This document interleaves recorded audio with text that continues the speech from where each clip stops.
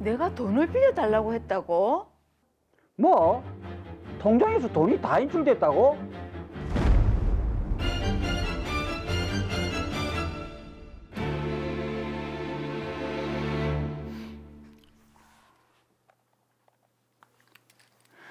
당신 은퇴하고는 나가는 세금 한 푼이라도 아껴야 되는데 물가도 계속 오르고 세금도 점점 오르기만 하네요. 왜, 뭐가 또 올랐나?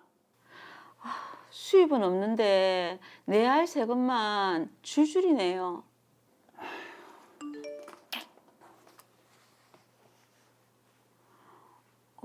건강보험공단에서 문자가 왔네요. 이번 달부터 보험료가 감액되니까 링크를 눌러서 정보를 입력하라고 하네요. 은퇴했다고 보험료도 줄여주나 보네. 네.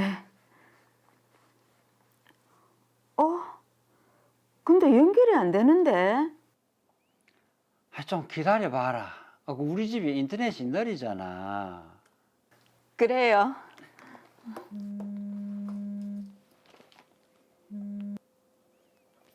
삼식이가. 뭐? 춘호가? 알았다. 내 지금 바로 갈게.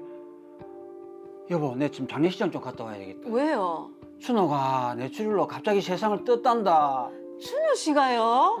얼른 다녀와요. 그래, 알았다.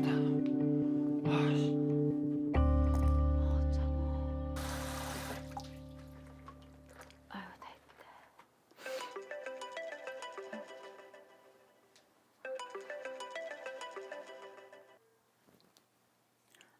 여보세요? 미신아, 네 돈 잘 받았지? 무슨 돈? 내한테 500만 원 빌려달라고 했잖아. 지금 보냈는데 확인해봐라. 무슨 소리 하노? 내가 왜 니한테 돈을 빌려달라고 하는데? 분명히 네 전화번호에 네 목소리 맞던데. 로이의 은행, 너희 딸 계좌라면서. 우리 딸은 로아 은행 다녀서 다른 계좌 안 쓸 건데. 뭐라고?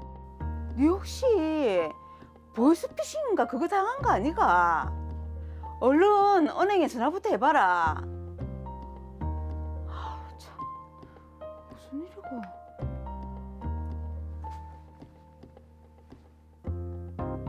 이건 또 뭐고? 영숙이가 내한테 돈을 보냈다고? 돈 들어온 게 없는데? 설마 아까 숙자처럼? 영수가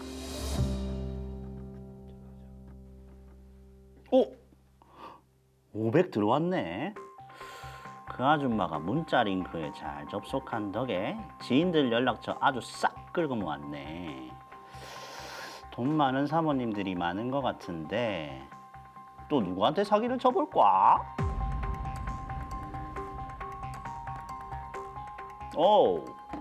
최지은 씨. 이름에서부터 돈 냄새가 팍팍 나네.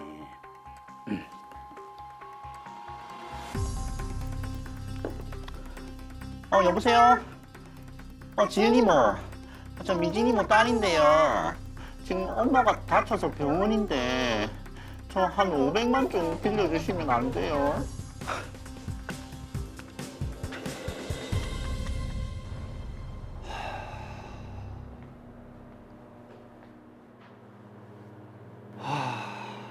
춘호가 이렇게 떠날 줄이야.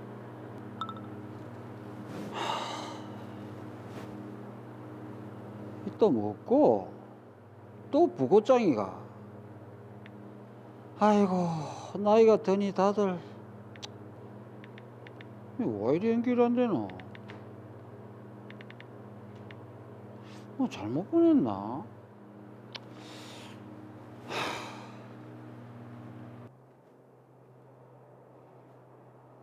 이게 뭐고?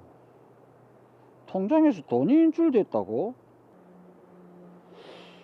마누라가 뭐 섰나?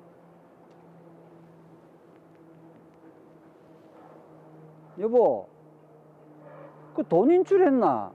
아니요. 내가 돈 쓸 일이 뭐가 있다고.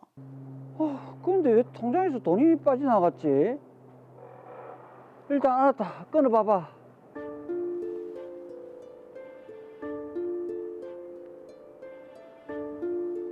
예, 로이은행이죠.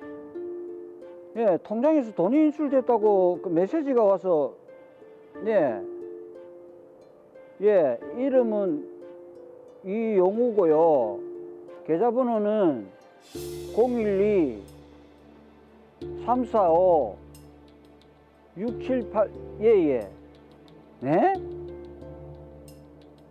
아니, 3천만 원씩 3번이나 인출됐다고요? 아니, 내가 인출한 적이 없는데? 지금도 돈이 인출되고 있는데. 아, 혹시 문자 스미싱 사기를 당하신 거 아닐까요? 예? 스미싱 사기요?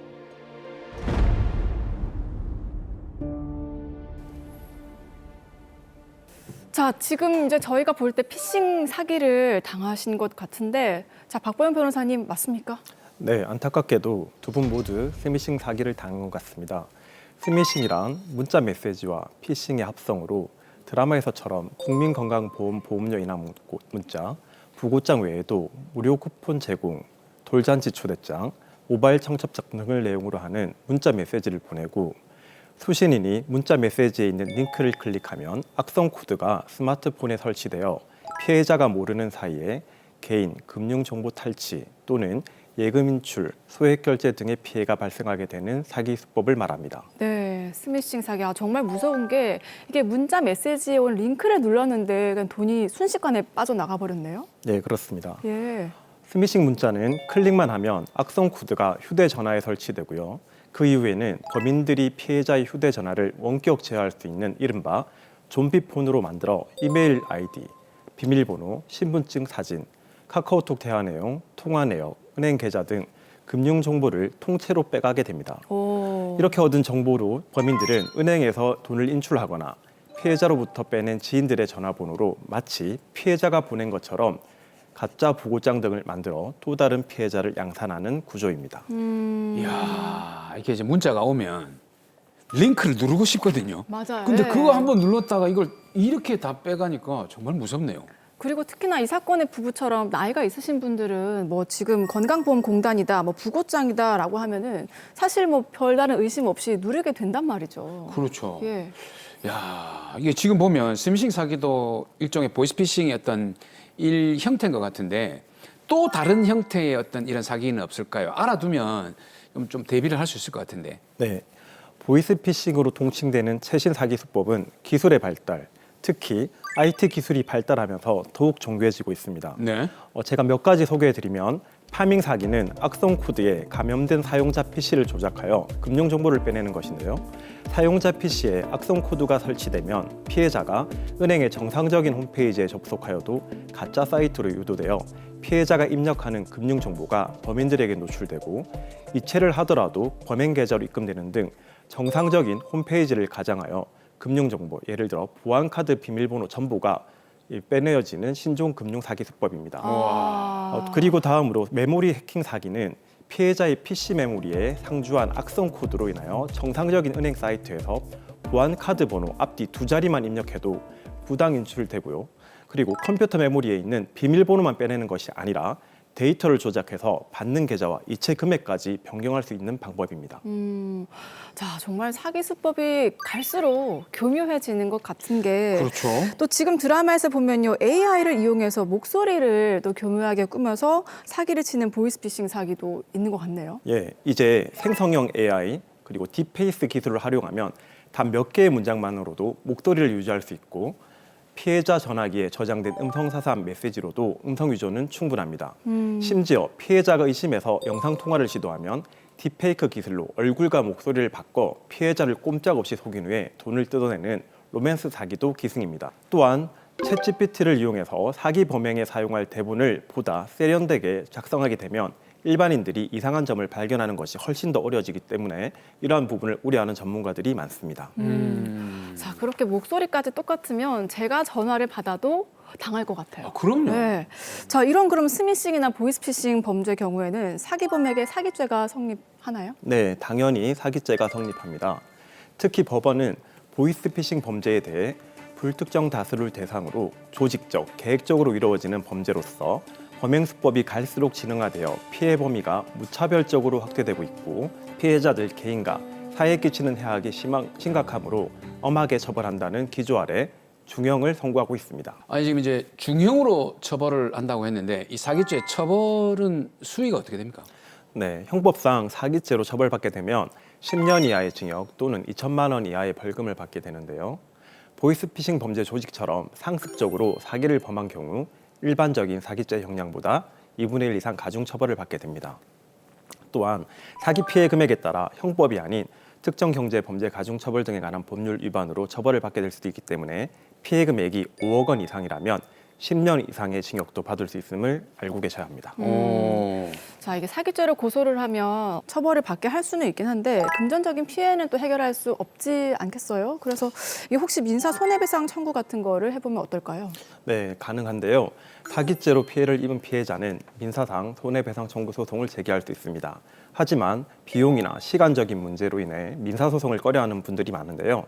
이럴 때는 형사재판 과정에서 배상명령 신청을 통해서 피해를 회복하는 방법을 선택할 수도 있습니다. 야, 안 그래도 이제 민사소송까지 하게 된다면 굉장히 좀 비용이 많이 드니까 좀 알아두면 좋을 것 같은데 배상명령 신청 이 제도를 좀 구체적으로 설명해 주시죠. 네, 제가 설명을 드리면요. 배상명령 신청이란 1심 혹은 2심의 형사 공판 절차에서 법원이 유죄 판결을 선고하는 경우에 유죄 판결과 동시에 범죄로 인한 손해 등의 배상을 명하는 제도입니다. 네. 다만 배상명령은 민사소송처럼 증거로 금액을 확인하는 절차가 아니라 손해 금액에 대한 증명이 불명확하면 각하되는 경우가 많은 점을 유의하셔야 하는데요. 확정된 배상명령이나 가집행 선고가 있는 배상명령이 기재된 유죄 판결문은 민사 판결문과 동일한 효력을 갖기 때문에 강제 집행까지도 할 수 있는 장점이 있습니다. 네. 그렇지만 모든 경우에 피해자에게 유리한 방향으로만 판단되는 것은 아니기 때문에 아무래도 법률 전문가의 도움을 받아서 진행하시는 것을 추천드립니다. 자, 일단 배상 명령 신청 알아두시면 좋을 것 같고, 자, 그리고 이런 피싱 범죄 사실을 인지했을 때 대처법도 알아두면 좋을 것 같은데 어떻게 대처하는 게 가장 좋을까요?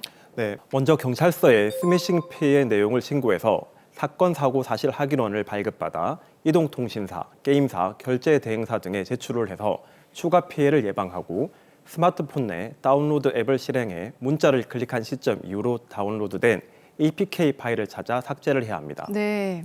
특히 금융 피해의 경우 경찰서 외 금융감독원을 통해서 지급 정지 요청 후에 보이스피싱 내용을 신고하여 사건 사고 사실 확인원을 발급받아 해당 은행에 제출하여서 피해금 환급 신청을 할 수도 있습니다. 자, 일단 이런 스미싱 사기 수법이 갈수록 교묘해지고 있다고 하니까 뭐 목소리도 바꾸고 얼굴까지 그렇죠. 바꾼다고 하니까요. 예방할 수 있는 방법 같은 건 없을까요? 네, 이 부분이 굉장히 중요한데요. 일단 출처가 확인되지 않은 문자 메시지의 인터넷 주소를 절대 클릭하지 마시고요. 미확인 앱이 함부로 설치되지 않도록 스마트폰의 보안 설정을 강화해야 합니다. 네. 또한 이동통신사 고객센터에 전화를 하거나 홈페이지를 이용해서 소액 결제를 원천적으로 차단을 하거나 결제 금액을 제한하는 것도 하나의 방법입니다.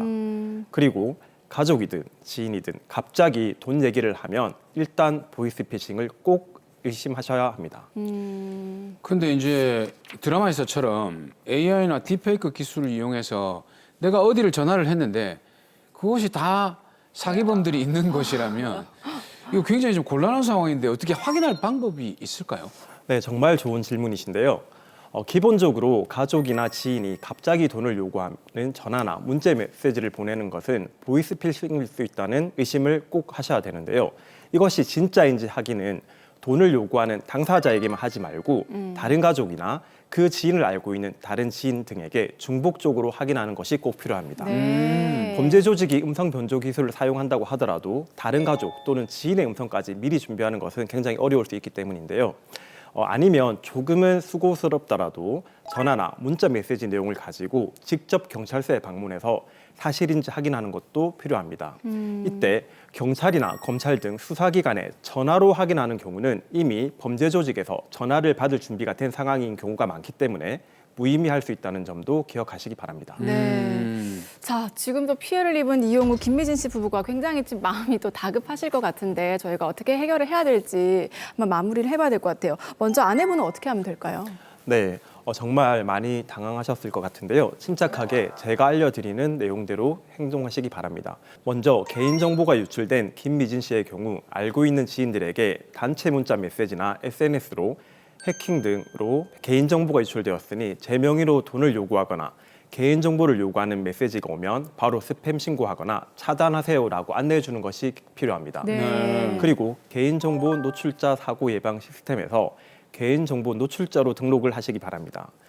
개인정보 노출자로 등록되면 일반적으로 신규 계좌 개설, 신용카드 발급 등이 제한됩니다. 그리고 명의도용 방지 서비스를 이용하여 본인도 모르게 개통된 이동전화, 인터넷 전화 등이 이동통신사 가입 현황을 조회해서 명의도용으로 인한 개통 확인 시에 해당 통신사 등에 연락하여 해선 해지 신청 및 명의도용 신고를 진행하시기 바랍니다. 네.